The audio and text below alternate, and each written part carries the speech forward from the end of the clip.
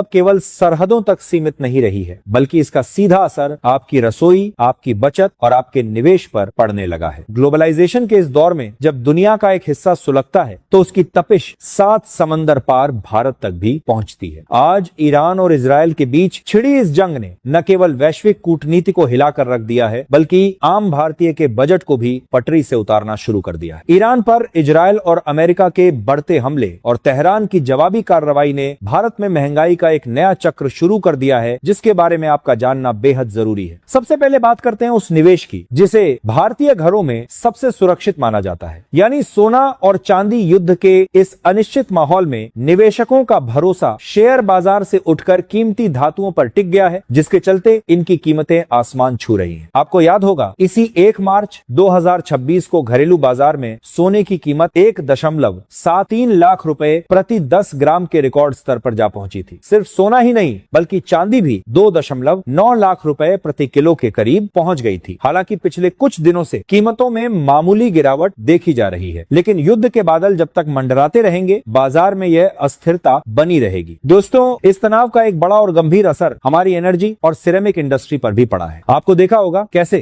कच्चे तेल और गैस की वैश्विक सप्लाई चेन बाधित होने से घरेलू और कमर्शियल गैस सिलेंडर के दामों में भारी इजाफा हुआ। यानी घरेलू एलपीजी सिलेंडर में 60 तो कमर्शियल में 115 रुपए तक की बढ़ोतरी देखी गई। उधर गुजरात का मोरब्बी, जो दुनिया भर में टाइल्स और सिरेमिक उत्पादों के लिए जाना जाता है, आज बंद होने की कगार पर है। दरअसल ईरान के supreme leader Ayatollah Ali Khamenei की मौत और अमेरिका के लगातार हमलों के बाद ईरान ने सामरिक रूप से महत्वपूर्ण हॉर्मुज जलडमरू मध्य यानी स्ट्रेट ऑफ हॉर्मुज को बंद कर दिया है। इस रास्ते के बंद होने से गैस की सप्लाई बुरी तरह प्रभावित हुई है, जिससे न केवल घरों का बजट बिगड़ा है बल्कि इंडस्ट्री के लिए जरूरी प्रोपेन और नेचुरल गैस की कमी ने भी संकट खड़ा कर दिया है। अब बात करते हैं आपकी रसोई की, जहां खाना पकाने का तेल यानी एडिबल ऑयल अब महंगा होता जा रहा है। आप सोच रहे होंगे कि भारत तो ईरान से तेल नहीं मंगवाता, फिर कीमतें क्यों बढ़ रही हैं? तो दोस्तों, आपको बता दें, भारत अपनी जरूरत का 60% cooking oil Malaysia, Indonesia, Brazil और रूस जैसे देशों से आयात करता है। लेकिन जैसे ही ईरान इजरायल युद्ध के कारण कच्चे तेल यानी क्रूड ऑयल के दाम बढ़ते हैं, अंतरराष्ट्रीय बाजार में पॉम और सोया तेल का इस्तेमाल खाने के बजाय बायोफ्यूल बनाने में ज्यादा होने लगता है। सप्लाई में आई इसी कमी और शिपिंग के बढ़ते जोखिमों के कारण आपकी थाली का स्वाद महंगा हो रहा है। एक्सपर्ट्स का तो यहां तक कहना है कि लॉजिस्टिक्स कॉस्ट बढ़ने और समुद्री जहाजों के बीमा प्रीमियम में इजाफे ने कीमतों में आग लगा दी है। 5 मार्च से कई कंपनियों ने इस क्षेत्र के लिए वॉर रिस्क कवरेज देना भी बंद कर दिया है, जिससे माल ढुलाई और अधिक महंगी और जोखिम भरी हो गई है। इतना ही नहीं, इस युद्ध ने सूखे मेवों और मसालों के बाजार को भी अपनी चपेट में ले लिया है। ईरान और अफगानिस्तान से आने वाले प्रीमियम ड्राई फ्रूट्स जैसे पिस्ता, केसर, अंजीर और खुबानी की सप्लाई लगभग ठप हो गई है। सप्लाई चेन टूटने की वजह से इनके दाम तेजी से बढ़ रहे हैं और आने वाले त्योहारों में ये आपकी पहुंच से बाहर हो सकते हैं। दालों और प्याज की स्थिति भी कुछ अलग नहीं है। हालांकि हम दालें म्यांमार, कनाडा और ऑस्ट्रेलिया से मंगवाते हैं, लेकिन हॉर्मुज की नाकाबंदी के कारण जहाजों को लंबा रास्ता तय करना पड़ रहा है। शिपिंग कंपनियों द्वारा लगाए गए वॉर रिस्क सरचार्ज ने दालों के आयात को खर्चीला बना दिया है। वहीं दूसरी ओर युद्ध के डर से लोग प्याज का स्टॉक जमा करने लगे हैं, जिससे अचानक आई डिमांड ने कीमतों को बढ़ा दिया है। दोस्तों, ओवरऑल हमें यह समझना जरूरी है कि मिडिल ईस्ट की यह हलचल केवल 2 देशों का झगड़ा नहीं है, बल्कि यह एक वैश्विक आर्थिक संकट की आहट है। आने वाले दिनों में अगर तनाव और बढ़ता है तो इसका असर हमारी रोजमर्रा की जरूरतों पर और भी गहरा हो सकता है। फिलहाल जरूरत है कि हम अपनी आर्थिक योजनाओं को लेकर सतर्क रहें और बाजार की गतिविधियों पर नजर बनाए रखें।